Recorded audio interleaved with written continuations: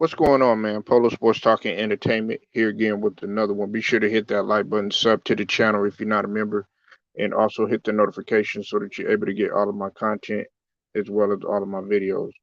Now, we all know what took place, and in case you're living under a rock, John Morant exploded against the Warriors, in which he put up 47 in that game. Monster performance and a much needed win by the Memphis Grizzlies.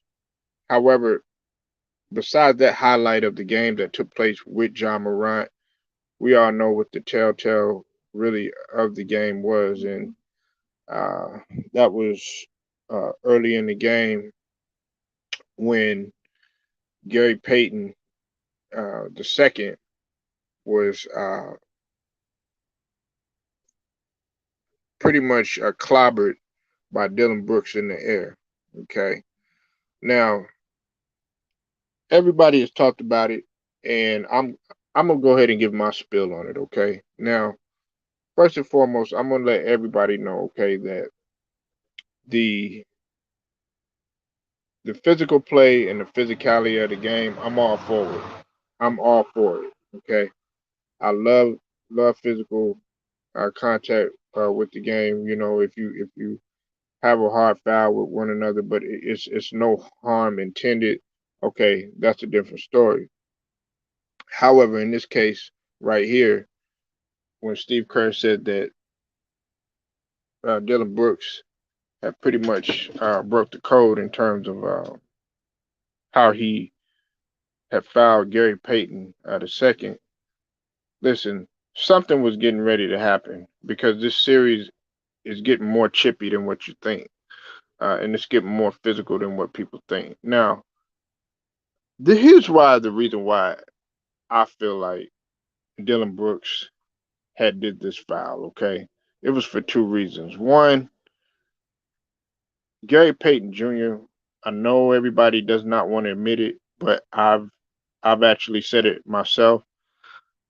Gary Payton Jr. is a hawk on defense, particularly John Morant, and he's given John Morant a lot of problems. Okay, and what do as a tactic? You know, you get rid of certain things on the opposite on the opposition, and in this case, the defender that Gary Payton II is, as well as bringing, uh, you know, athleticism, as well as bringing, a scoring punch every now and again. That's that's a really good weapon that can be needed, especially throughout the series. Now, it's not taking anything away from Ja, but during the season they had noticed that too. When you talk about a guy like Gary Payton II, okay. Now it's not to say that he completely shut Ja down, but he's given Ja as well as some other guys on that team problems. What's up with it, Grind? I see you in the building.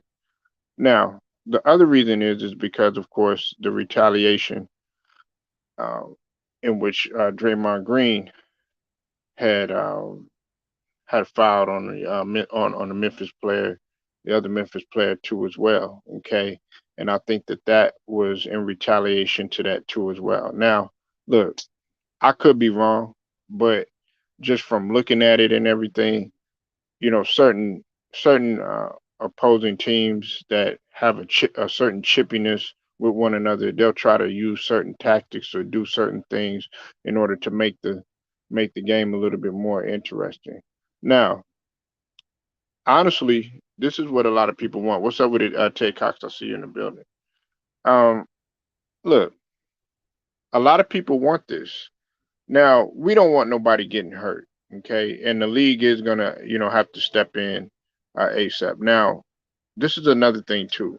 Dylan Brooks could have got hurt really, really bad. As you see, he fractured his elbow. What's up with it, Stephen Green? I see you in the building. He said follow the foul was on purpose. Absolutely, it was. It was on purpose.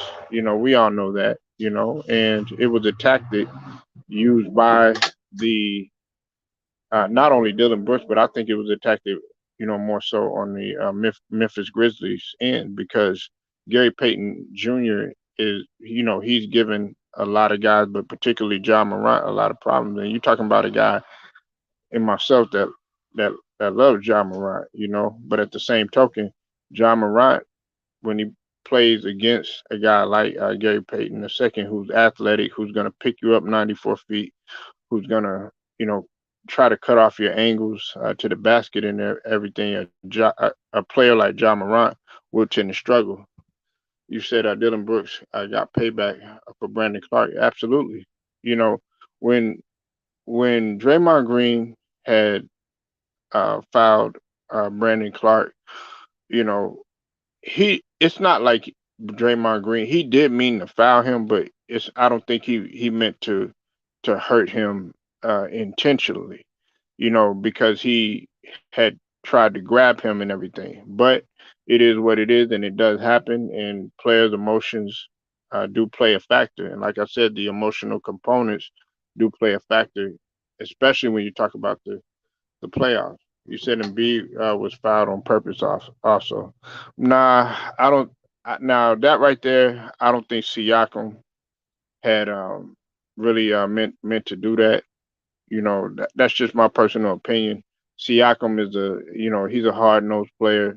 Everybody knows how he plays and everything. But I don't think that Pascal Siakam meant to do that. Now, we are talking about the same orbital injury, but it does it does happen sometimes. When you go down in that restricted in that restricted area, and when you go in the paint, and especially back in the days or whatever, it opens yourself up for anything, whether it's you being thrown on the ground, whether you getting elbowed in the throat, in the face, or in the head, or in the eye, whether it's you landing on somebody's foot, whatever, it opens yourself up for everything. So yeah, I really feel like in this case right here, Dylan Brooks, this was done for those two reasons right there.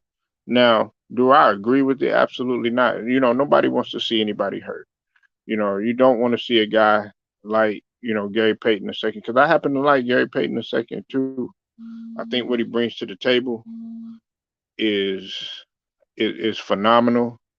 Um, I think they were kind of mad too when he dunked on Bane, pretty nasty, and then scratched his head. You know, uh, that could get under the skin of a lot of people. And he did it at home too. He did it on his home turf in Memphis. So how great is that?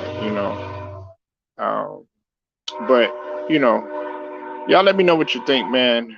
I'm not gonna harp on this too long. Make sure y'all like the video, share it, subscribe, hit the notification. Polo Sports Talking Entertainment. I'll get at y'all later.